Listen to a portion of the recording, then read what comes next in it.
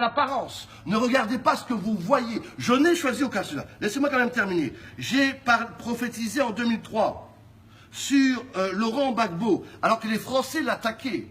J'ai prophétisé que Dieu allait le défendre, que Dieu allait combattre pour lui. Mais je lui ai dit avant de partir, faites attention, parce que l'ennemi va revenir vous attaquer. Et si vous n'êtes pas préparé, vous allez perdre. C'est exactement ce qui s'est passé à la lettre.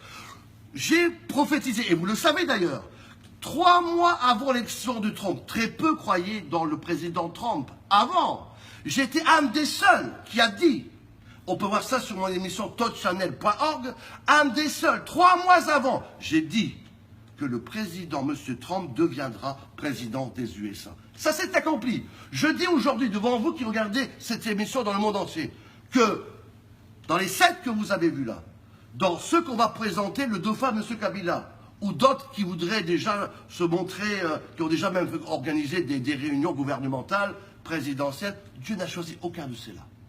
Parce qu'il a quelqu'un.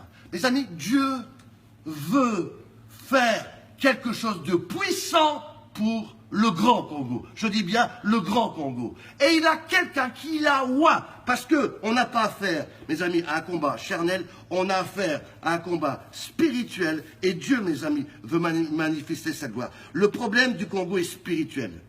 Et c'est pour cela que Dieu va choisir quelqu'un.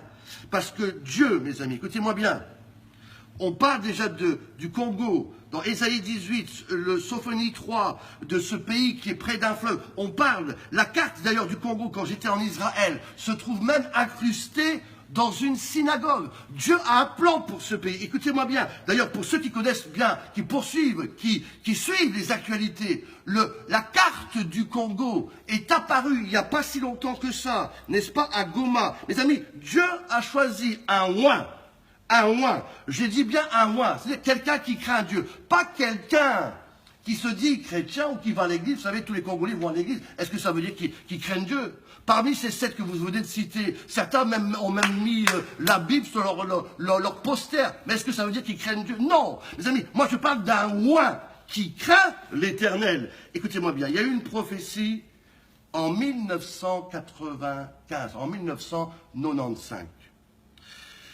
Par le full gospel du plein évangile, certains vont se rappeler de cela au palais du peuple de Kinshasa. Je parle de 1995. Un prophète américain nommé Meltari, d'origine indonésienne, a prophétisé une prophétie incroyable sur le pays du Congo. Il a dit ceci: dans 2 ans, le pays sera libéré, mais celui qui prendra le pouvoir après Mobutu sera tué. C'est exactement ce qui s'est passé. Puis, je vois une crise profonde dans le pays pendant de longues années. Cela fait 17 ans. Et je vois que tout à coup, quelqu'un que Dieu a oint va arriver. Et le pays du Congo va retrouver une prospérité. Le pays du Congo sera connu dans le monde entier. Ça deviendra la lumière du monde. Parce que j'ai choisi la RDC pour faire régner ma gloire. J'ai choisi ce pays pour que la lumière du monde vienne sur ce pays. C'est pour cela que j'ai oint quelqu'un. Écoutez, ceux qui connaissent, mes amis, qui s'intéressent au Congo, connaissent ces livres, Le plan de Dieu pour la RDC par M.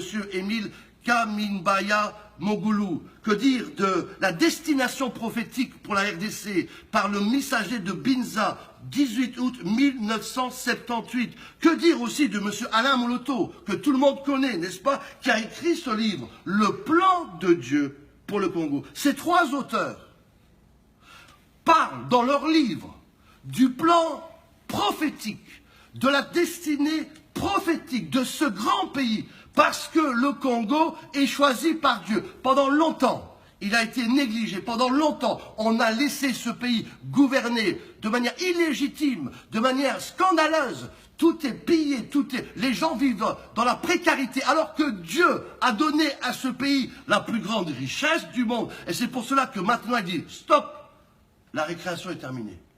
Tout ce qui était permissible, je décide d'arrêter. Je veux qu'on obéisse à ma voix. Je veux que vous laissiez le gouvernement de Dieu s'installer. J'aimerais vous dire, oui, je répète, parole de Dieu pour le Congo.